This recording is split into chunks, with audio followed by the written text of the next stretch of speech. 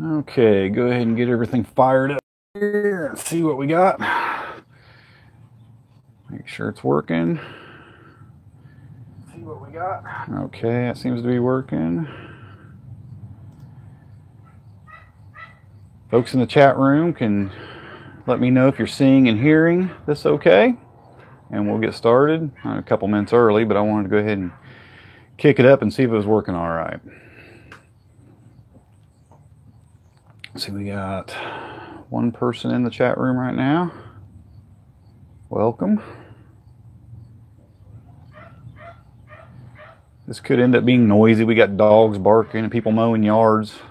We are a urban homestead, so we have the noises of the town. That's the issue of doing these late in the day, is that we get a little bit of noise. There's cars and motorcycles and dogs barking and people talking and all kinds of stuff going on. So welcome everybody. I see David's here.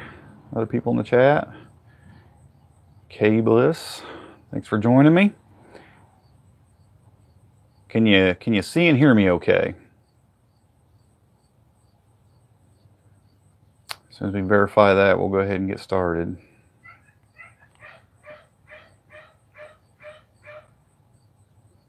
Using my phone today for the video, and my trusty. All right, good. Okay, you can hear and see me all right? Okay, yeah, I'm using my phone today for the chat. We had all those issues last week trying to do things with the computer. I mean, I've got the computer out here, but I'm just using it for the chat room, and I'm using the phone for the video. So that seems to... Verizon's connection on the when I'm outside seems to be better for video than, for whatever reason, even running a cable out here. I still seem to have trouble, so we will just go with that. Sounds good. All right, well, let's go ahead and get started. Today we're going to talk about 10 uses for comfrey on the homestead. And everybody knows I love comfrey. I mean, I probably grow more of that than I do anything else. You know, we used to, tomatoes were probably the thing we grew the most of, but and cucumbers. We've always grown a lot of cucumbers, but anymore, it's comfrey. We grow a lot of comfrey. But what is comfrey? If you're new to comfrey and you don't know much about it, it's a perennial herb. It's most commonly known for its qualities for fertilizer and herbal medicine, but we're going to look at some other ways that you can use comfrey. And like I said, I grow a lot of it. So, you know, I did a podcast on, it's probably been, I don't know, maybe a year ago. And I talked a lot about it. It was just free. But today, I mean, I've even discovered new uses for it since I've done that podcast, things that I'm using it for currently and enjoy having it on the property. So I want to talk a little bit about that today. So I just kind of want to reintroduce comfrey for those who've never grown it, don't know a lot about it. Really most famously known for dynamic accumulator. That means it has a very deep taproot, goes down 8 to 10, sometimes 12 feet, depending on the variety you have.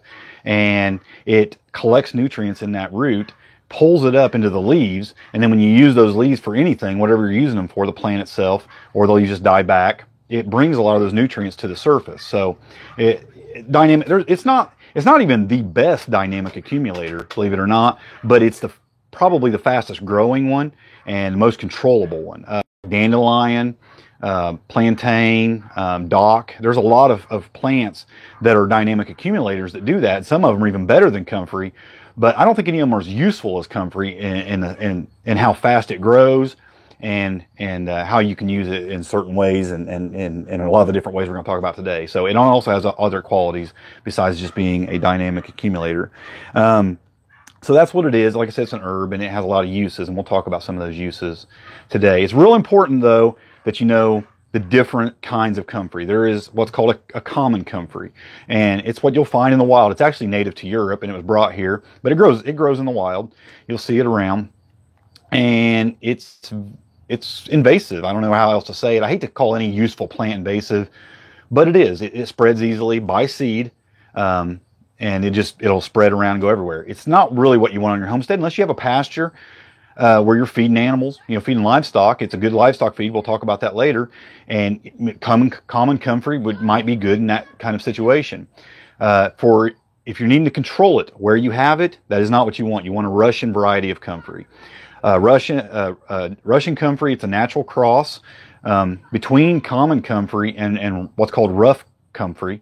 It grows about 4 feet tall. I find mine gets about 3.5 feet. That's counting the flower stalks. It has these flower stalks, which I'll be pointing out earlier. I picked some plants here just to kind of show you that it has these flower stalks. But this is Russian variety. This is actually a Bocking 14. There's a Bocking 4 and Bocking 14 are your most common varieties. I have Russian comfrey Bocking 14 on my property, and I can talk a little bit about the differences in those maybe later.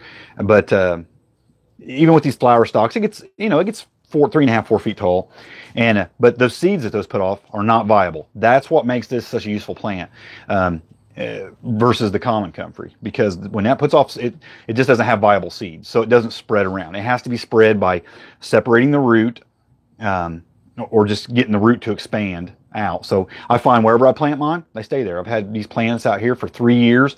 They've never got, maybe the root system got about that big around. They've never spread out any further than that. So makes it real useful, makes it controllable. Put it in one spot and leave it there.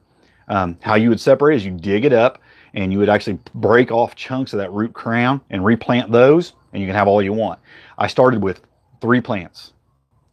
Three root crowns, not even plants, 3 root crowns, and I probably have a little over 100 plants on this property now from those 3 root crowns. So it's very easy to break. I mean, you can get, several plants from each plant 2 or 3 times a year. I mean, you could break those up, probably 3 times a year, break that root ball up and replant them. So you can get just tons of comfrey from not very much.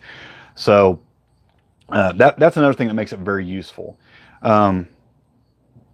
It can be used both as fodder for animals and fertilizer. Again, we're going to talk about that in a few minutes. Let's talk about fertilizer first. Let's just jump right into 10 ways you can use this. Let's talk about ways it's used in the garden. What makes it really useful is the NPK ratio of it. 1.8, 0.5, and 5.3. So the nitrogen's, it's got a good nitrogen count on it, but it's also got a very high potassium count on it, which is very useful for growing plants. So you see it's got a great ratio. It grows really fast. Like I said, you can cut it clear to the ground a few times a year, at least 3 times, maybe 4 times a year. And it produces these very, very large leaves.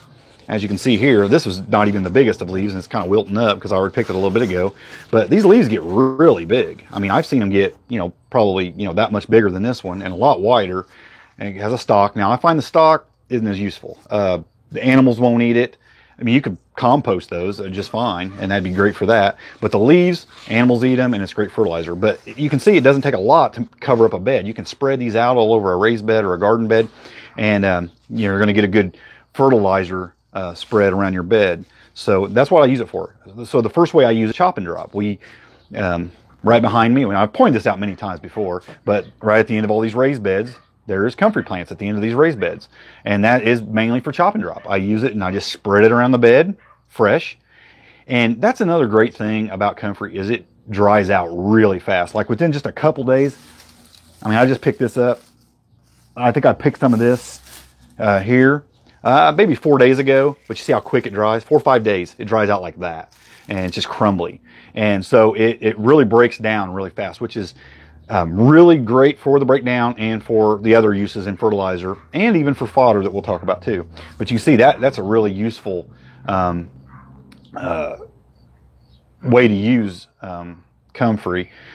Now you can take these same leaves.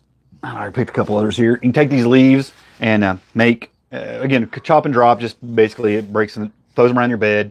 As those break down, the nutrients release into the bed, and it puts the nitrogen and the phosphorus and the potassium into the soil to help your plants grow. But you can also take these leaves and make what's called compost tea. Now I don't do this maybe 2 or 3 times a year, and I'll explain why. Take a 5-gallon bucket, you just fill it about half, 3/4 full of leaves. Just wad them up, break them up a little bit so the juices get flowing, throw them in the bucket, and fill it with water, preferably rainwater. It's just going to be better than using, like, especially if you're on city water like I am. We have chlorinated water and stuff. But fill it up, leave it set. Within 5 to 7 days, it's going to be super stinky. And this is why I don't do this, but maybe 3 or 4 times a year at most, 2, 3, 4 times a year. It's bad. It smells worse than any manure you've ever smelled. It really does. It's very bad, but it breaks down, and all those nutrients really go into that liquid. Well, you can plug your nose and strain it through a rag or cheesecloth or anything that just filter all the leaves out. Get that water, put it in some spray bottles, and spray that around your garden. Put that right on the foliage of your plants, around the base of your plants. It's a great compost tea, and it really does a lot to fertilize your garden. So I like it. I mean, I like using it, but I'm telling you, the smell is almost unbearable. But it works really, really good. It really gives your plants, trees, bushes a real kick, and it'll do a lot for them. So it's very useful to do, but that's one of the other ways we use it. I use it for companion planting. I plant it around a lot of things. It works as a, see what are you saying, David? My wife makes compost tea, but runs an air pump. Yeah, good. I'm glad you mentioned that. I meant to mention that. If you want to pick up the speed in which it breaks down, and you can actually put a little air pump, a little aerator, like what you get for a fish pump aquarium, throw in the bucket. I don't usually do it just because I got time, so I'll just throw it in the bucket and set it in the back. But it'll actually get it bubbling, and it creates a, yeah, I forget the word I'm looking for, but the environment it creates for it really boosts the speed and really helps that break down quicker. And yeah, aerobic, there you go. Aerobic helps. That's the word I was looking for. And yours smells bad, but you wouldn't call it overpowering. Yeah, maybe I'm just overly sensitive to the smell. It tears me up. But yeah, that'll really speed up the process of the breakdown and get it going even quicker. You can have, 2 or 3 days, you can get it going with that. And I've got one, and I've done that. I did that a couple times. I've not done it with comfrey, but I've done it with some other weeds and things I had on the property and used it, and it worked really well. I do find other weeds don't smell quite as bad as the comfrey. For whatever reason, the comfrey is just wicked horrible. So for me anyway, it's almost unbearable. We was talking about companion planting. Soil conditioner, because it sends down a really deep taproot, it breaks up any clay soil, things like that. So it's a really good companion plant for that. Plus, you just get natural dieback. Even if you're not doing chop and drop, the leaves, these things hang over quite a bit. So any leaves that are kind of underneath are going to start withering back and dying. And they start looking like that crumbled up mess I showed you. And that just lays under there and starts conditioning the soil, and it's adding those nutrients to the soil. So it's like a natural chop and drop.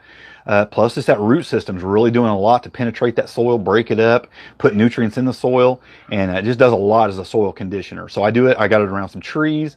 I've got it around some other plants and bushes that we have around here. This back here is actually around, there's blueberry bushes in between each one of those. So again, be used like that. Another reason I use it around trees is because it's a great living mulch. These leaves are big. I mean, like I showed you, and they really hang over. You get just a circle of them. You plant just a few plants around a tree, and it makes a great living mulch. You don't have to worry about like grass and whatnot, and anything else coming up around that. It's a great living mulch. Now, it's not something you want to put in your garden per se, but it does work around certain things. Right next to some bushes, as long as they're taller bushes that won't be taken over by the comfrey, you got to be careful. If it's a taller bush, these can be put around the edges, and it makes a great living mulch around those bushes. And like I said, for trees, it's really well. Most of the trees I have around here have comfrey around them. Just about all of them, not all of them. That one right there doesn't, and that one right there doesn't. All the rest do. Compost activator. Because it breaks down so quick, we use it as a compost activator. In other words, just add it to the compost pile. Mix it in with the compost pile. That nitrogen breaks down, releases, and really gets that thing cooking really, really fast. So you get a really fast-acting, just regular compost. Just put it in your compost pile, and it activates that compost pile all the quicker. So that's another fantastic use for it. It's not even something that was on the scene for me, but we have so much of it now that a lot of it does get put in the compost. And I'll pile that compost, just tall, really high. And it goes down by half just in a few days, because it just breaks down, starts getting cooking so fast. It just starts breaking down. All that green just starts turning really fast. So it really does work well as a compost activator also. Pollinators.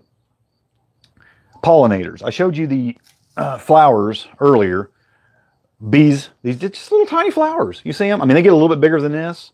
I don't know if you can see that real clear. It's probably not real obvious, but there's little purple flowers. They open up a little bit. This one kind of withered up since I picked it, and they closed up a little bit. But they get a little bit bigger than that. But those little flowers right there, the bees love them. Bumblebees, honeybees, all the kinds of bees that they're all over that. So it's a great pollinator plant to have on your property as well. So that's another, tangled up in my wire here. That's another great use in the garden. So again, something I didn't even think about it. You know, you think about flowers and things, but you just don't maybe think about these herbs being such a great pollinator attractant. But they really draw in the bees. I mean, it's just, matter of fact, when I was picking this, I did not get out of the way to pick this. So great for that as well. And something else I recently discovered like a year ago. Well, I was watching a YouTube video, Edible Acres. I'll give him credit. He was using it on edges as a weed barrier to keep plants from crawling in, crabgrass, all kinds of things from walking into a garden edge. And I used it along a walkway. I just did it as an experiment mostly. I put it all along a walkway over here, and it works. I mean, because if you've ever seen a comfrey root mass, it's just a big ball of root, and it's from the top to several feet down, obviously. And there's no other roots are going to crawl through that. Nothing's really going. Okay, are we back? Can you see me? It asked me if I wanted to reboot the same one, so hopefully, let me know if you can see me, because I'm not real sure. You might have to hit play again.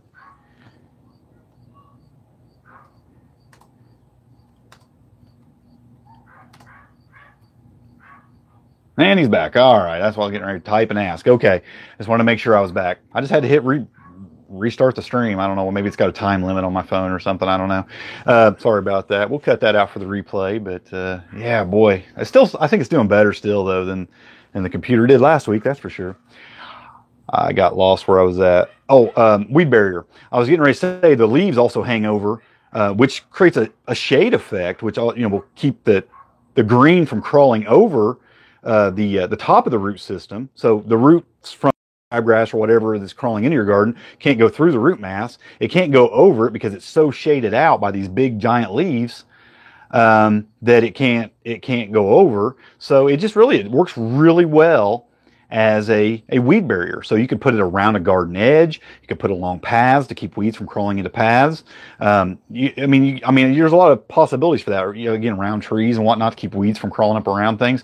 Again, you got to be careful because it's a big plant. You don't want to, bring harm to what you're trying to protect, because eventually it could, these leaves are going to spread out really big. You got to use some common sense when it comes to what you're planting it next to, where you're putting it. But for a weed barrier, it does work really well. Okay, now let's talk about another use. Let's break out the garden here and let's talk about some other uses for fresh livestock feed. Now I'm making a distinction between fresh livestock feed, but I'm also going to talk about dried livestock feed. Pick these just like this, and here's what you got to do. Got to break that off. They don't like that. They don't like that at all. This has been my experience. Birds, chickens, quail, love it. Rabbits, love it. Goats, love it. I don't know what else loves it, because that's all I've given it to. I hear cows like it, and pigs will eat pretty much anything. So, yeah, I mean, it's a very useful livestock feed. That's a big leaf. You get a lot of them from every plant. It's a perennial. It's always coming back. Very useful. Very useful for a livestock feed. I give all my animals 2 or 3 leaves every day, big leaves like this every day, but they don't like those stalks. Those just end up laying in your cage and they won't eat them. So it's very good as a livestock feed. Just some numbers that I've come across is Russian comfrey can produce up to 100 to 120 tons per acre of leaf biomass per year. Now that's fresh. When you dry it, it's quite a bit different. It's about 12.4 tons. How do I serve it to my quail? I just lay this leaf in their cage and they peck at it and eat it. That's what they do. I mean, I had some quail one time that they didn't really care for it, and then I kept giving it to them, and then they'd kind of dry up and all that, and they start eating it. These ones I've got now, they love it. I mean, they'll walk away from their food bowl to tear these up, and they'll just eat them to pieces. They love it fresh. I don't think they like the dried. Once it dries, if they don't eat it pretty quick, and it starts drying out in their cage, they won't eat it. But they love it fresh, but not dried.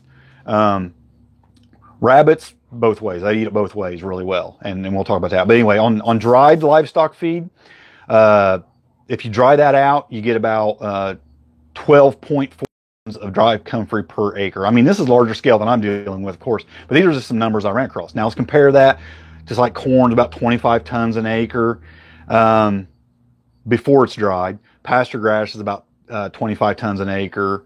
And so, I mean, it's, you know, it's comparable to these things. It's, you know, half, but it's also a perennial. It's going to come back every year. There's not already replanting. As far as the comparisons on the protein amount, because that's important when you're talking about animals. You're talking about quail, you're talking about rabbits, you're talking about goats. Protein's important. What's the protein like on it? Well, the protein amount in dried comfrey is about 20 to 30% for dried comfrey. As a comparison, most beans or legumes are around 8 to 9%. Soybeans are around 17%. So it's a really high protein punch for these animals, which you're going to get quicker growth, of course. I mean, I see, you know, it will grow rabbits really fast. I can verify that. And quail, I mean, they only get so big, but, you know, they seem like they do really, really well on it.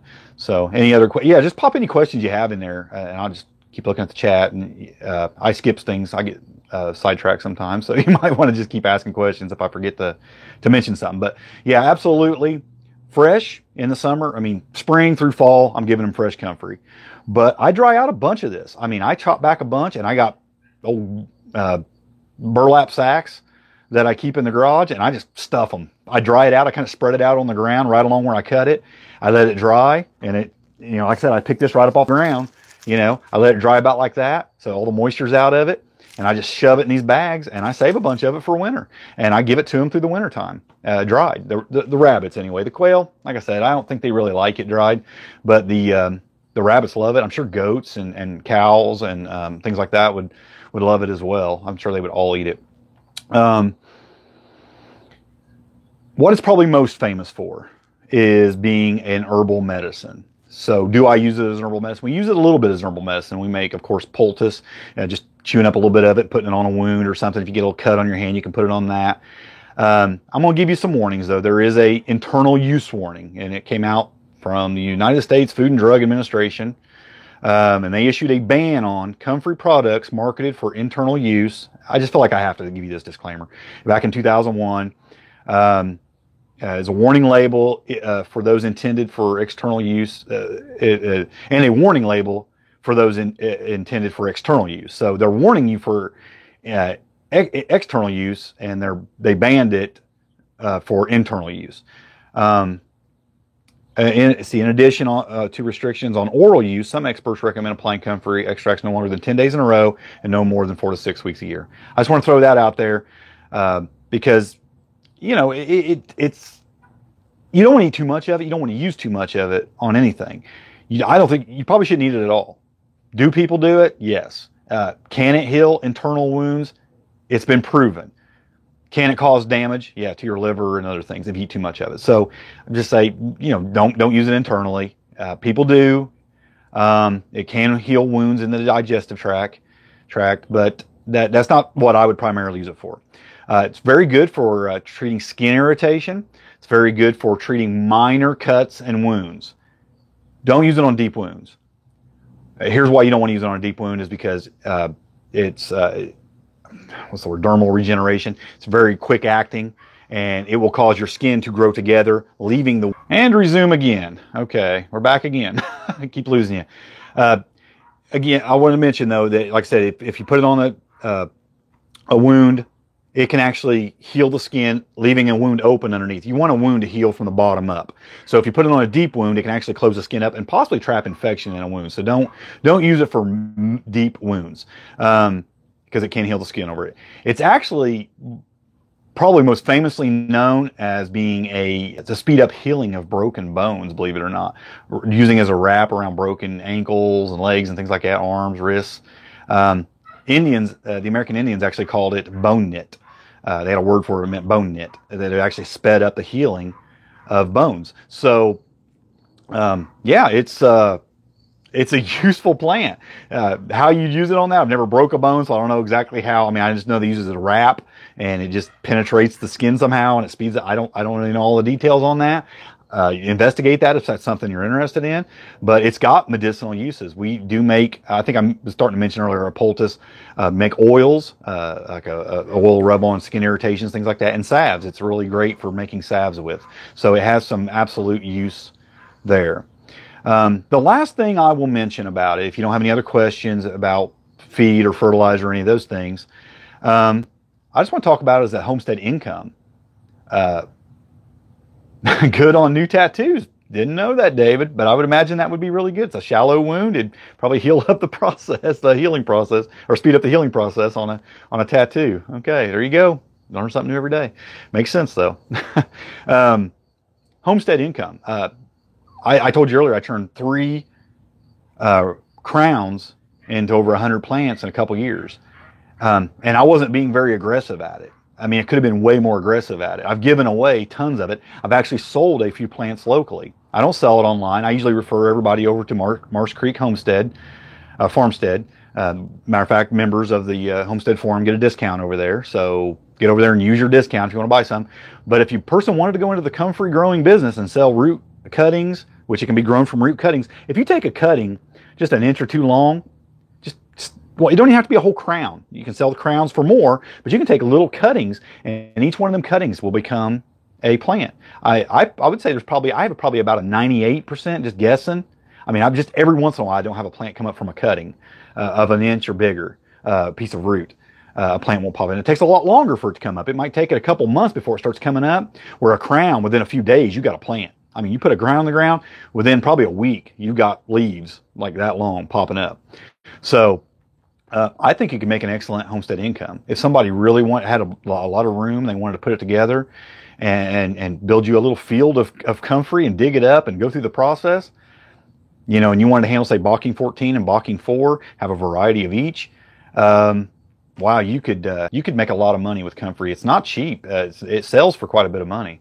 So I think that it's something that if you wanted to into a business for your homestead, it's very doable. I mean, it's something I've considered on a bit larger scale many times, but it's just shipping's kind of a hassle, and I don't really want to mess with it. But you can do it. So I just wanted to mention that as a final use, and because I've done it in a minor way. Like we said, we sold a few plants locally. It does bring in a little piece of income, but it could be a big part of your homestead income if you wanted it to, especially if you spread the word around and you put a lot of information out there about comfrey and built a market for it, and really, do like I'm doing, tell people about what all the good it does, what all you can do with it, and how valuable of a plant it actually is. And there's a reason it's the most valuable plant on my property. And you see, I got a lot of plants back here, but it's the one that I talk about the most. It's the one I use the most, and it's not even food for me. So, grow some comfrey. I think it's worth it. I mean, there's 10 uses. There may be more out there. These are ones I'm doing on my property. So very useful plants. Let me just briefly, I mentioned when I just said that a minute ago about Bocking 4 and Bocking 14. It reminded me of some differences in them. Why might you choose Bocking 4 over Bocking 14? They're both can be used for everything I mentioned. They both can be used for either one. The leaves on the Bocking 4 are a lot wider, about the same length, but a lot wider. They get bigger, in other words. So a lot more people use those for fodder, for feeding livestock. So they're just more useful for that. They eat the Bocking 14 just fine. It's just a smaller leaf, so you pick a lot more of them to feed them. Like I said, both of them are very valuable. The Bocking 14 is just more commonly used for fertilizers for the garden. Bocking 4 is most commonly used for the feed. But both varieties have the same benefits and uses across the board. Just one has a bigger leaf than the other. So you can make your decision based on that, on which one you want. I have all Bocking 14 on my property, and I'm very, very happy with it. It seems to grow really well. I've never grown the Bocking 4, but I hear good things about it. But the Bocking 14 grows excellent. And I tell you, it's the first plant. And that's another thing, too, on the pollinator. I didn't mention that on the pollinators. It's going to be one of your fastest growing plants on your property. And it's going to be the earliest to pop up. So it's going to actually provide food for bees and things like that real early compared to a lot of other things. So for a pollinator, man, it's just a great plant. And if you're not growing it, you probably should. Like I said, it's got a lot of uses. And I think it's a great addition to any homestead. I don't know if there's places it won't grow. I mean, I'm sure if you go too far north and get in colder climates, but it grows so fast that even if you had a really short growing season, I just think I think you still grow some. And I don't know about like tropical climates or something, but I tend to think that you could grow it just about anywhere. If you had any kind of growing season at all. I mean, if there's not snow on the ground year round, I would think you could grow it, because I mean, it don't take but a couple months and you've got nice big healthy plants. So again, useful plant. I think it could probably be grown just about. I have heard people say they struggle growing it, but I don't know if it's because they got a variety that I don't know. Maybe they're trying to grow common comfrey. I don't know what might be the issue there. So hope that was helpful. Hope you enjoyed the live chat today. Any more questions, just throw them in there. And hopefully the couple times we cut out wasn't too aggravating. I can't win on this. I don't know why. Every time I try to do one outside, I kind of run into this trouble. But if I'm going to do them later in the day like this, they have to be done outside because it's loud in my house. Kids and people and TVs running and just people going everywhere, and I have to step outside to do these kind of things. So yeah, a couple cutouts. If I'd have been quicker on my toes on that first cutout, I guess it gave me an option to resume the video, and I didn't see it till after I backed out. That's why I was a little bit quicker getting it back on that second time. I knew there was an option there, so I don't know why it kicked out, but it did. So, well, thanks for joining me, Dave. And K Bliss, I see you already left the chat, but I appreciate you being here. If you want to watch it later and get some information, hopefully it was helpful. And you can head on over to anybody that watches the replay or anybody in here wants to go check out your discount for Marsh Creek Farmstead. They got great stuff. That's where I got my first 3 crowns. And you can tell how excited I am about comfrey on my property. So thanks for joining me, Dave. I'll let you get back to things on your homestead. Really appreciate you being here. And we'll chat at you next week.